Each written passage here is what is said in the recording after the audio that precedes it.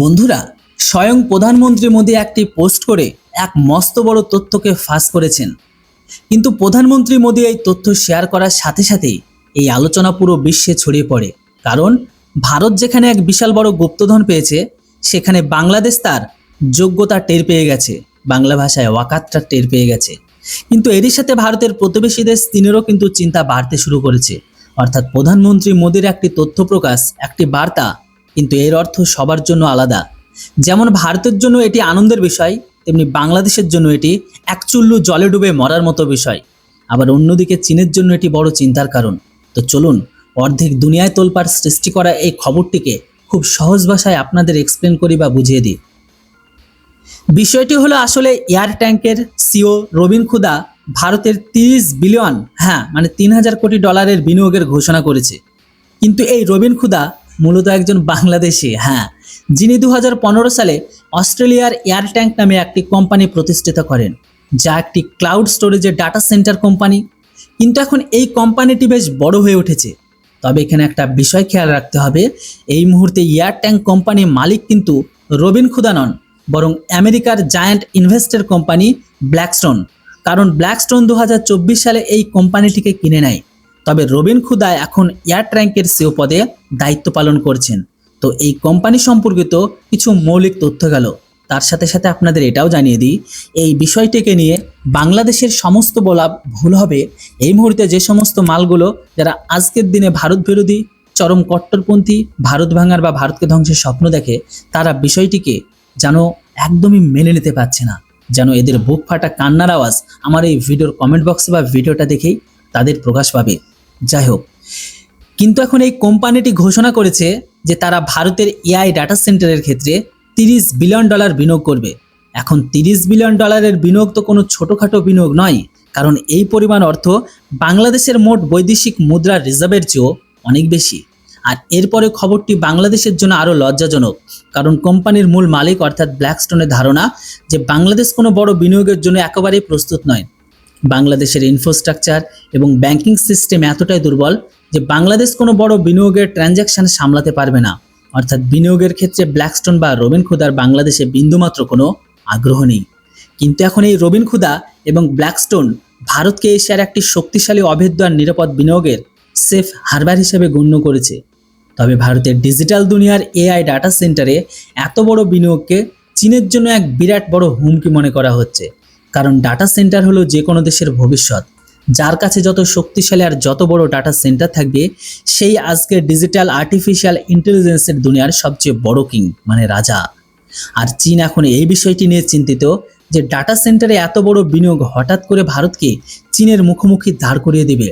অবশ্য এত বড় বিনিয়োগের পাশাপাশি ভারতের সামনে একটি বড় চিন্তার বিষয় রয়েছে। চিন্তাটি হলো এটাই যে 30 বিলিয়ন ডলারের এই বিনিয়োগের মাধ্যমে ভারতে 5 গিগাওয়াটের ডাটা সেন্টার স্থাপিত হবে। এমতো অবস্থায় এত বড় ডাটা সেন্টারের জন্য কয়েকটি শহরে সমপরিমাণ বিদ্যুৎ প্রয়োজন হবে। সহজ কথায় বলতে গেলে ভারতের 7টি প্রধান সক্রিয় পারমাণবিক বিদ্যুৎ কেন্দ্র থেকে মোট 8880 মেগাওয়াট বিদ্যুৎ উৎপাদিত হবে, যার মধ্যে থেকে 5000 মেগাওয়াট বিদ্যুৎ একাই এই বিশাল ডাটা সেন্টারটিকে দিতে হবে। অর্থাৎ ভারতের ওপর বিদ্যুতের এক মস্ত বড় চাপ বেড়ে যাবে। আর যেহেতু এর ঝলমলে দুনিয়ার সমস্ত চমক কেবল বিদ্যুতের উপর টিকে রয়েছে, এবং বেশ কয়েকটি রিপোর্ট অনুযায়ী আগামী 15 বছরে দেশের সাধারণ জনগণের ব্যবহৃত মোট বিদ্যুতের চেয়েও অনেক বেশি বিদ্যুৎ এই ধরনের ডাটা সেন্টারগুলোতে খরচ হবে। এমন পরিস্থিতিতে দেখা যাচ্ছে ভারতের ভবিষ্যৎ ভারতের বিদ্যুৎ উৎপাদন ক্ষমতার উপর নির্ধারিত হবে।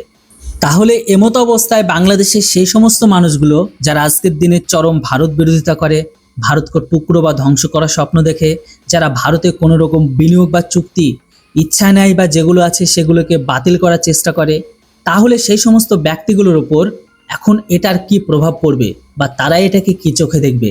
তো দেখুন, এই ধরনের বড় বড় আন্তর্জাতিক অর্থনৈতিক এবং ভূরাজনৈতিক ঘটনাগুলো যখন সামনে আসে, তখন বাংলাদেশের চরম ভারত বিরোধী আর কট্টরপন্থী গোষ্ঠীগুলোর উপর একটি গভীর মনস্তাত্ত্বিক ও কৌশলগত প্রভাব পড়ে। তারা এই পুরো বিষয়টিকে মূলত তীব্র হতাশা, আত্মপক্ষ সমর্থন আর নিজস্ব রাজনৈতিক প্রচারণার চশমা দিয়ে দেখে। তবে চিন্তা ও ভাবনা ও প্রতিক্রিয়ামূলক ভাবগুলো দেখলে আপনারা বুঝতে পারবেন যে কট্টর ভারত বিরোধিতাকারী সবসময় ভারতকে অর্থনৈতিক বা কাঠামোগতভাবে দুর্বল হিসেবে দেখাতে পছন্দ করে।